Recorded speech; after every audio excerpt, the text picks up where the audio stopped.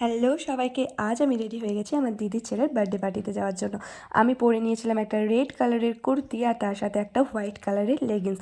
আমার মনে হয় এই গরমে স্টাইলের থেকে কমফর্টটা বেশি দরকার। এসে দেখছি ডেকোরেশন পুরো কমপ্লিট। এটা হচ্ছে আমাদের বার্থডে বয় আর এটা হচ্ছে তার বার্থডে কেক। তার 5 বছরের জন্মদিন আজকে সেলিব্রেট করা হবে। এখানে কিছুটা মুহূর্ত কাটানোর পর আমি চলে গেছিলাম বাইরে ঠান্ডা ঠান্ডা কোল্ড ড্রিঙ্কস খাওয়ার জন্য। ও মা, এসে দেখি আমার মারাও চলে এসেছে। হ্যাঁ, আমি সকালেই চলে এসেছিলাম আর মারা এসেছিল বিকালবেলা।